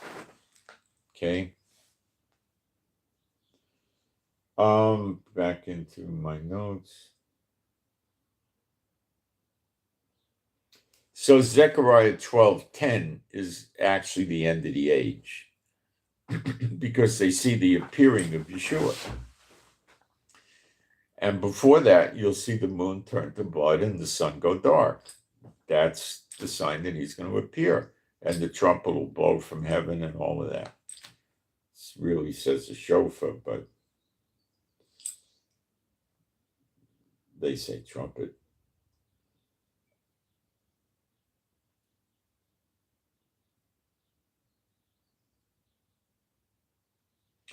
Let's go to Luke 17:28.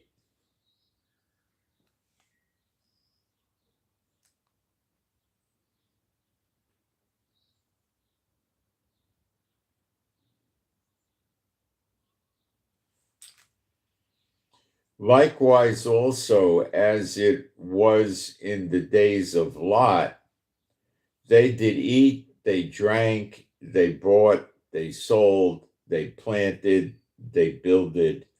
But the same day that Lot went out of Sodom, it rained fire and brimstone from heaven and destroyed them all.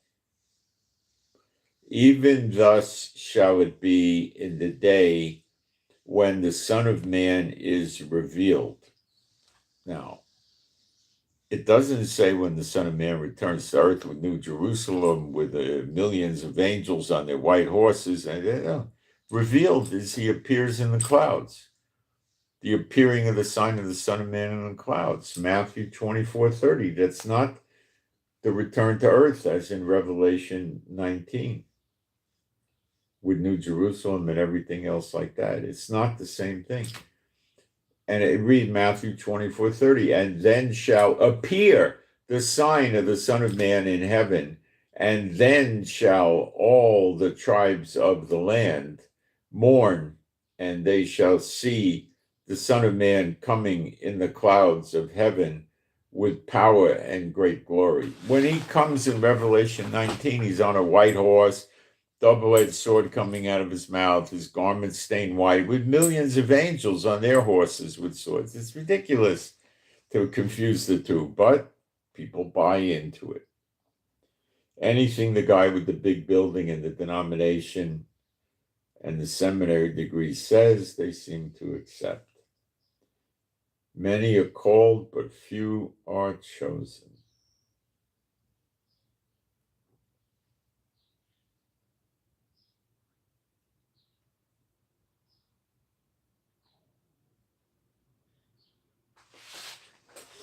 Now, we need to go to Genesis 18, and we need to take a look at the two guys with Lot.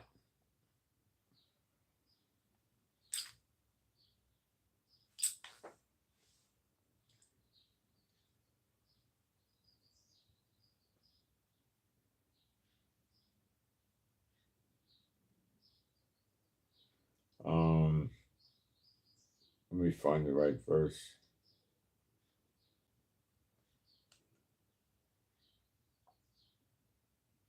I think it might be 19. Wait a minute.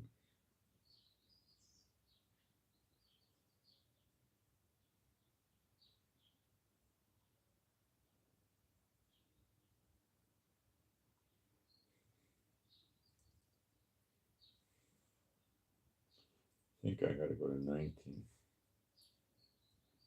Yeah, it's 19:1. And there came two angels to Sodom. It doesn't say angels. It says Moloch, which is interpreted from the Hebrew as a messenger. Now, what is Elijah referred to in Malachi 3? I'll read it. Behold, I will send my Malach, and he shall prepare the way before me, and Adonai, whom you seek, shall suddenly come to his temple, even the Malach of the covenant, whom you delight in. Behold, he shall come, saith Jehovah of hosts. He's speaking of two things: the glory of God of Israel. That's that angel Michael that God put his name in, Jehovah. That's in Exodus 23, verse 20. And the messenger, the Malach, is Elijah, who prepares the way for the coming of Yeshua back down to earth with New Jerusalem. Okay? Genesis 19 again.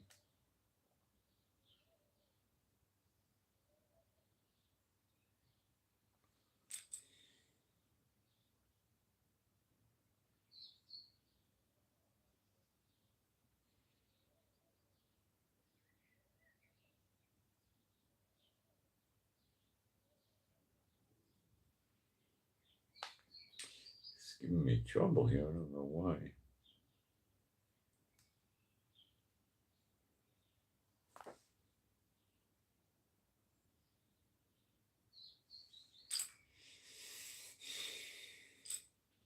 So you have the two Moloch coming here, just like Elijah's referred to as a Moloch, okay? At evening, and Lot sat at the gate of Sodom, and Lot, seeing them, rose up and to meet them, and he bowed himself with his face towards the ground. So we might have been told to go out and greet them, or they might have looked rather different, and he knew something was going on. We're not sure here. And verse, it could be both.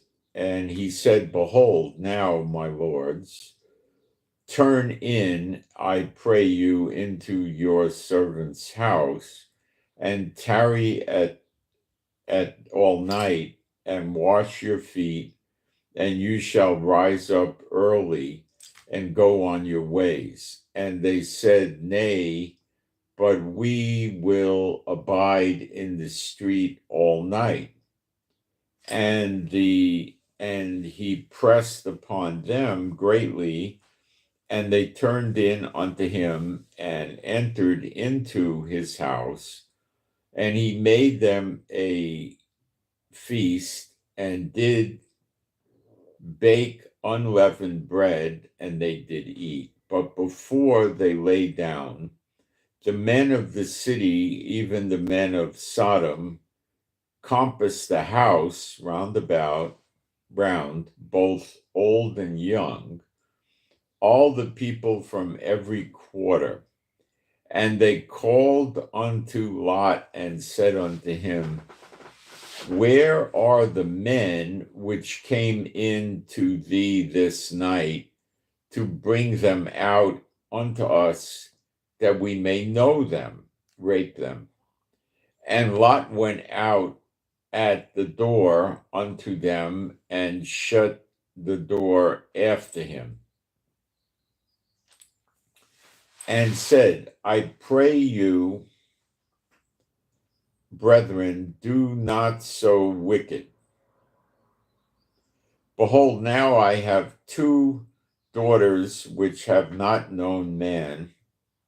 Let me pray you bring them out unto you, and do to them is good in your eyes. Only unto these men do nothing. For therefore came they under the shadow of my roof. And they said, stand back, and they said again, thus this one fellow came in to sojourn, and he will needs be a judge. Now will we deal worse with him, with you,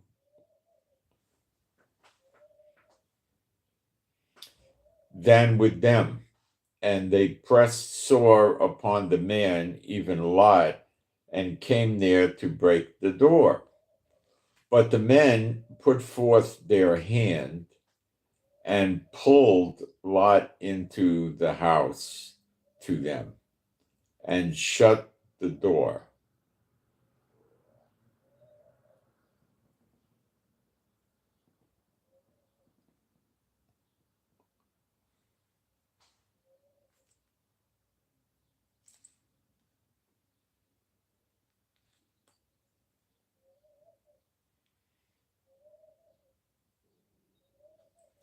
Now I'm in verse 11. And they smote the men that were at the door. This is the 2 Moloch. The door of the house with blindness, both small and great, so they wearied themselves to find the door. And the men said unto Lot, hast thou here any besides son-in-law and thy sons and thy daughters, and whatsoever thou hast in the city, bring them out of this place. You and your whole house shall be saved. You got it? That's what's going on here. You and your whole house shall be saved, because Lot was seen as righteous by God. That's it. For we will destroy this place, because the cry of them is waxing great before the face of Jehovah, and Jehovah hath sent us to destroy it. Now, did Jehovah also send them perhaps as witnesses to actually experience the wickedness of Sodom? It looks that way. Or did he just send them to get Lot and his family out and destroy the place? Or maybe all of these things. Were they behaving as witnesses? Yeah. Let's keep talking. We'll keep reading. And Lot went out and spake unto his sons-in-law, which married his daughters, and said, up, get you out of this place, for Jehovah will destroy this city. So will there be people in the DOB that are going to, tell their whole house to come with them, and some of these people are going to say, I'm not going to Israel, I'm staying here. Sure they will. And then they get destroyed with Sodom or with Israel, with America, rather, with America. And when the morning arose, then the two Malach, not angels, the two messengers, hastened Lot, saying, Arise, take thy wife and thy two daughters, which are here, lest thou be consumed in the lawlessness of the city.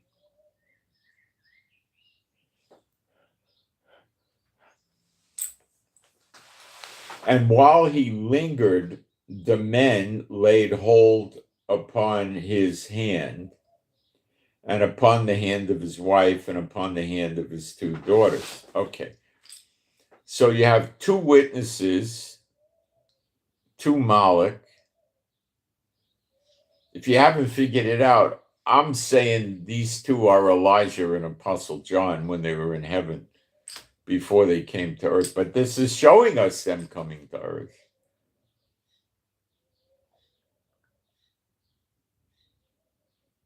But they went back up. They didn't come born of a woman and stuff like that.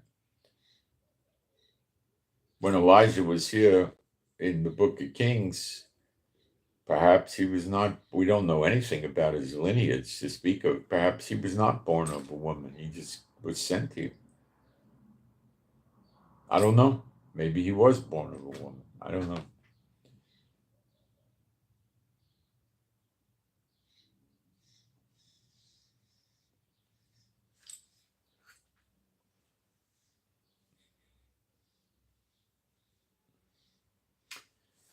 So the two witnesses have four hands, right? Two and two. They took the hand of Lot, that's one hand. They took another one, took the hand of the wife, or maybe the same one.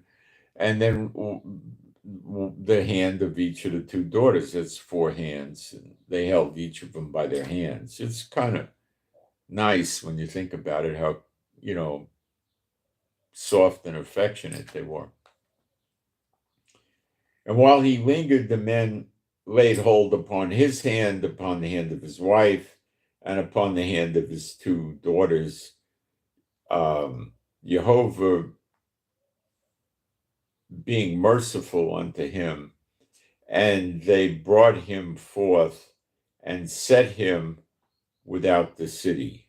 How they brought him forth is a good question. Did they walk? Were they transported miraculously? I don't know. Let's check the words. They brought him forth. That's one word in Hebrew. Yitzah.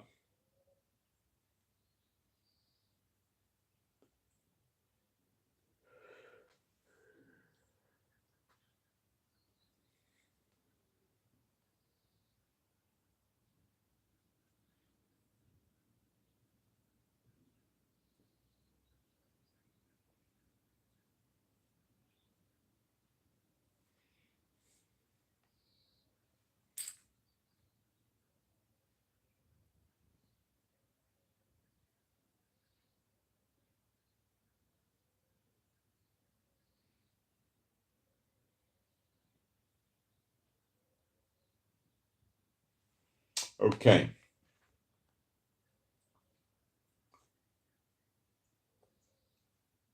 So they brought them forth. They took them out somehow. Oh, the word forth. Let's check that word. No, that's just a specifying word. Abroad. Brought them forth abroad. Let's check that word.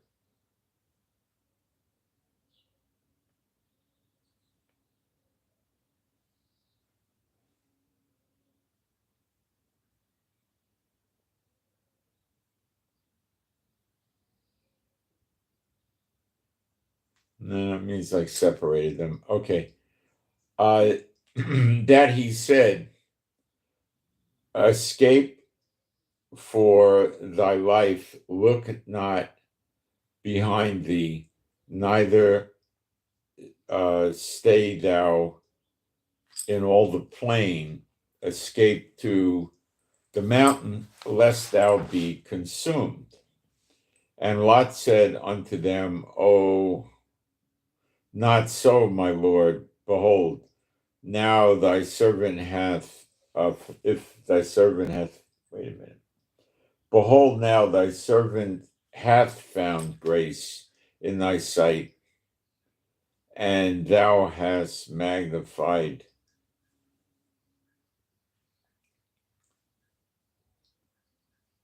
thy mercy, which thou hast showed unto me in saving my life, and I cannot escape to the mountain.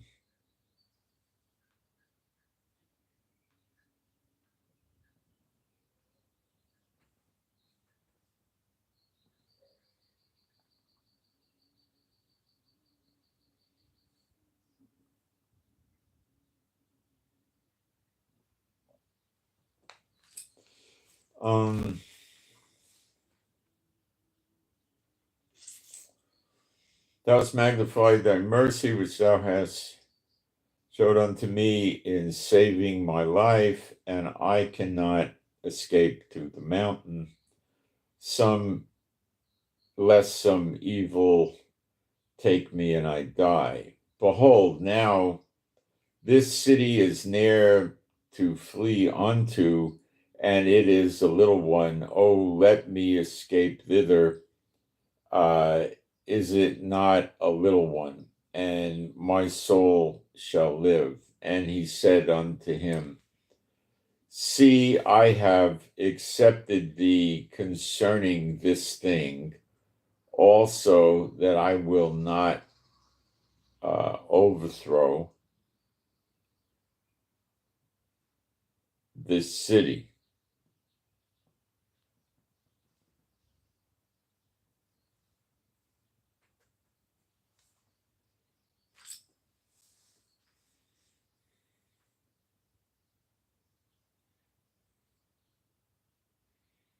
So he said unto him, See, I have accepted thee concerning this thing, also that I will not overthrow this city for the which thou hast spoken. See, they're talking with authority, these two witnesses. Haste thee, escape thither, for I cannot do anything. It doesn't really say that. It says, Lo, no, do this thing till thou be come thither. Therefore, the name of the city was called Zoar. The sun was risen, the earth was risen upon the earth when Lot entered into Zoar. Then Jehovah rained upon Sodom and upon Gomorrah brimstone and fire from the Lord out of heaven, and he overthrew those cities and all the plain.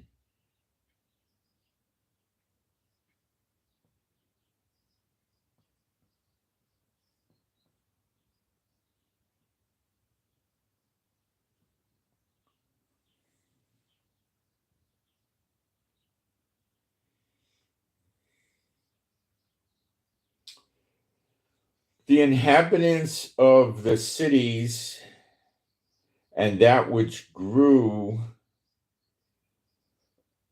upon the ground. But his wife looked back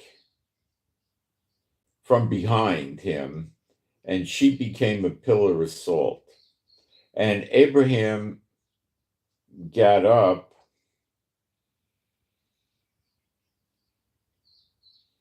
and Abraham said of Sarah, his wife, she is my sister. No, wait a minute. This thing jumped chapters on me. That's what happened. Okay. So I think we have covered it. So what happened here is this.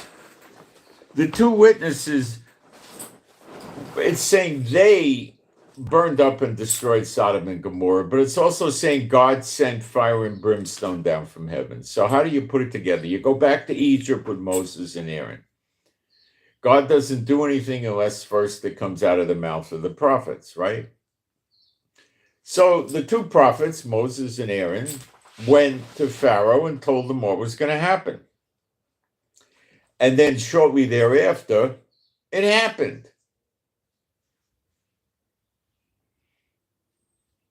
I think it was either Jeremiah or Isaiah said that he was talking about something. This came when I came to destroy the city. What he meant was he was prophesying the destruction of Jerusalem way back in the old days.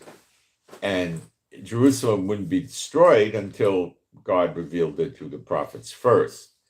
So Lot wouldn't be destroyed until God revealed it through these two guys, which were working as a prophet, kind of, sort of, right?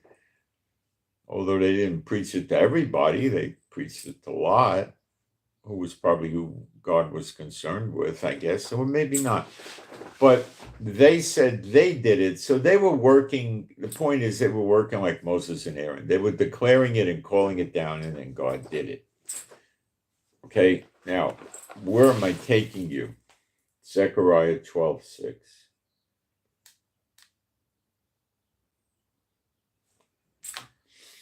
In that day will I make the judges of Judah. Now, judges were prophets, so that's the two judges, and which are prophets. In Revelation 11, it tells us the two witnesses are prophets. In that day will I make the judges of Judah like an earth of fire among the wood, and like a torch of fire in a sheaf, and they shall devour all the people round about, on the right hand and on the left, and Jerusalem shall remain still inhabited in her own place. They missed the translation up here to make you think Jerusalem got destroyed to play into Darby and Schofield. It didn't get destroyed. It's fine. It stays there. So what you got here is not sounding like Revelation 11. Maybe verse 4, I'm not sure. These are the two olive trees from Zechariah 4 and the two candlesticks from Zechariah 4 standing before the God of the whole earth. So obviously they came down from heaven, these two witnesses. And the last verse in Zechariah 4, identifying them, says these are the two Shtaim B'nai Yitzhar. Shtaim means two. B'nai means sons. Yitzhar means clarified olive oil, the anointing oil. It's a codified way of saying these are his two anointed sons. But Moshe, you're crazy. His only son is Yeshua. Oh, really? Job 1:6. Now there was a day when the sons, plural, B'nai, same word I believe used in, yeah, it is. It's the same word used in Zechariah 4, verse 14. When the sons of Elohim came to present themselves before Jehovah, and Satan came also among them. He wanted to be included with the sons of God. So Satan knew who the sons of God were. That's why when Yeshua came to the demons, they said, hey, we know who you are, the Son of God. Did you come to torment us before the time? Rest assured, Elijah and Apostle John have their fair share of trouble on earth for the same reason, because of the spirit in them that the demons could see. They were up in heaven with God's sons. And the two witnesses are God's sons. Back to Revelation 11.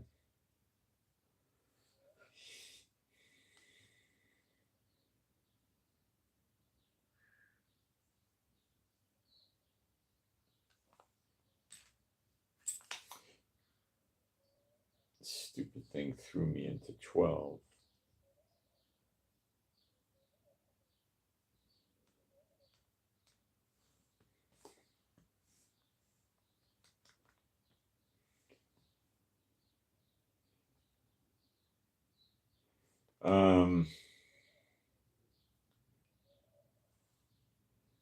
So it says, these are the two olive trees and the two candlesticks standing before the God of the whole earth. It says right there that they're standing between the Lord of the whole earth in Zechariah 4:14. And if any man will hurt them, and that means hurt or impede their ministry or harass them, or this guy's a false prophet, that kind of stuff. Fire proceedeth out of their mouth and devour their enemies. And if any man will hurt him, he must in this manner be killed.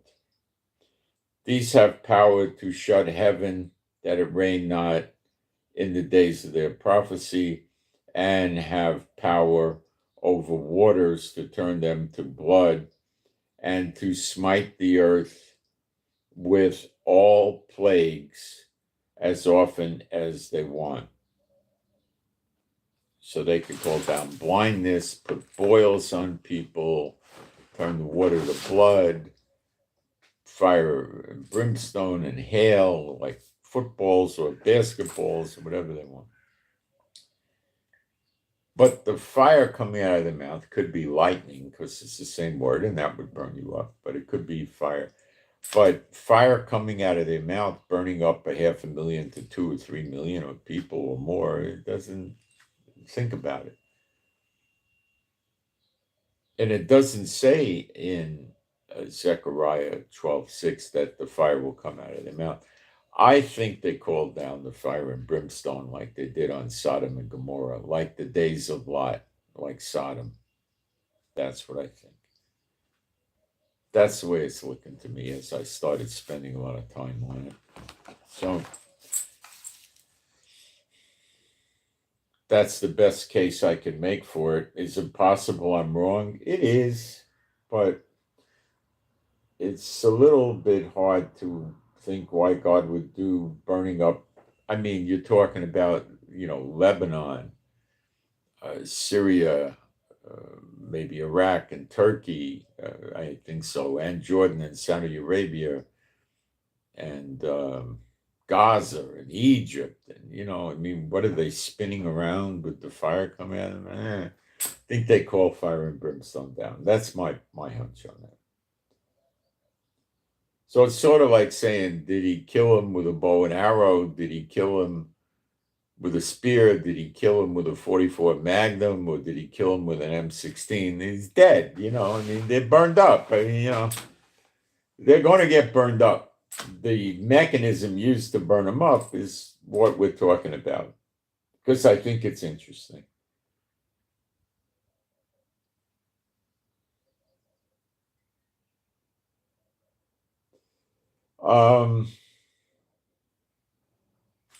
Let me poke into the live stream and see what we got going on. If I got questions. Oh, I didn't do the prayer requests. That's important. Let's go. There's not that many, but they're important, and they're especially important to the people that put the prayer requests in, right? But they should be important to all of us.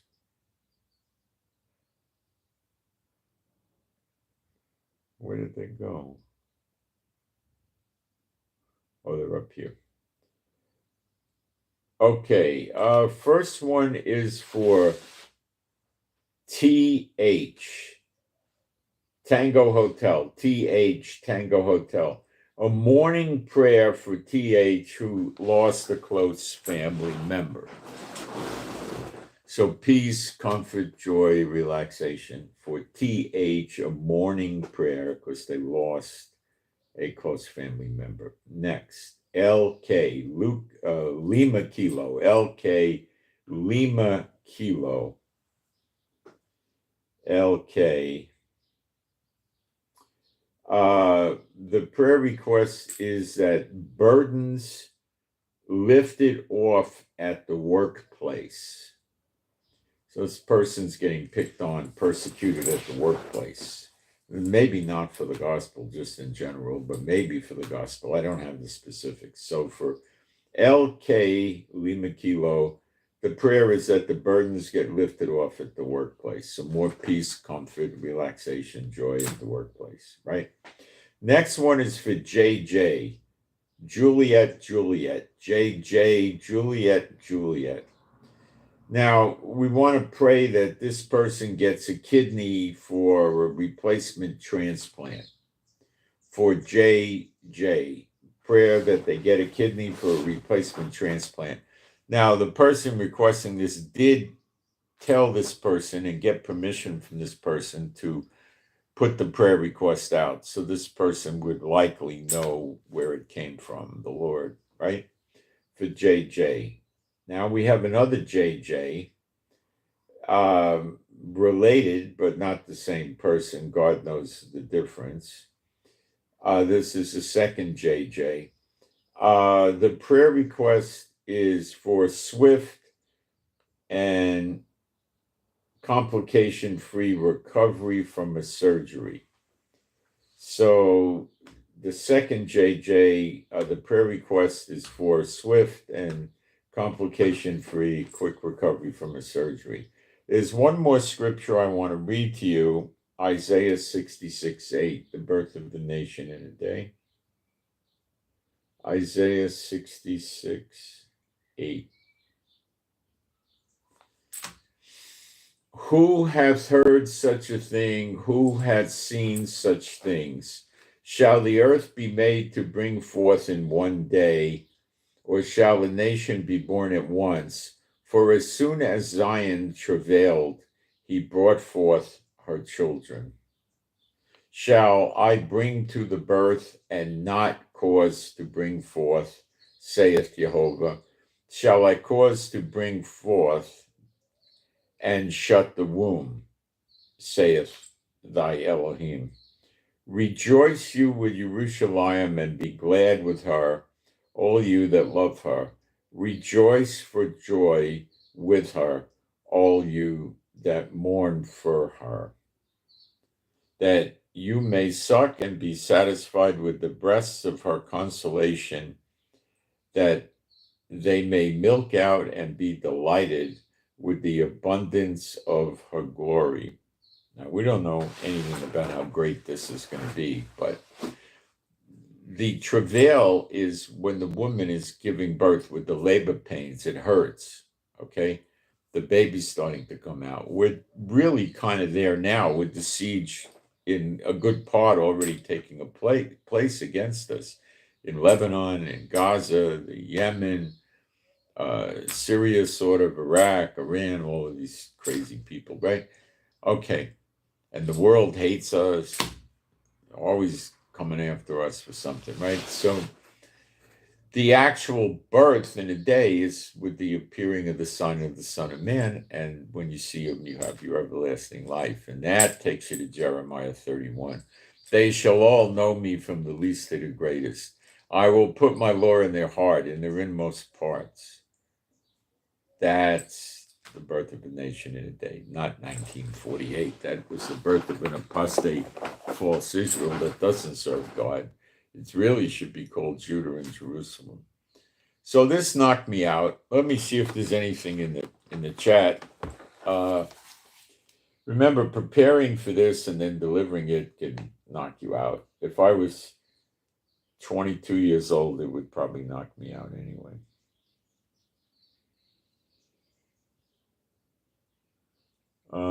I'm looking for questions in here. It looks like my moderators have been busy. Thank you very much, moderators. Thank you. Thank you.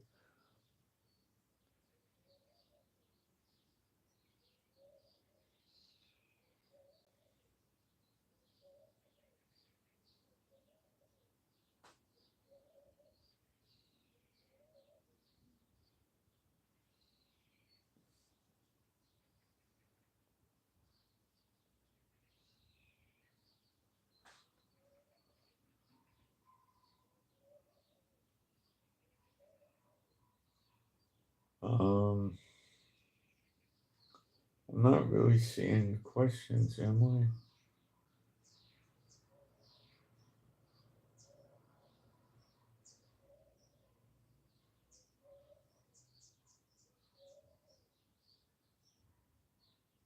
They deny his only son. Read 2 Corinthians 11:4. They have another Jesus, they have another gospel, and they receive another spirit. Who do you think they're talking about there? With another gospel and another Jesus. Not the Jews. The Jews don't have any kind of Jesus in their synagogues. He's talking about the churches.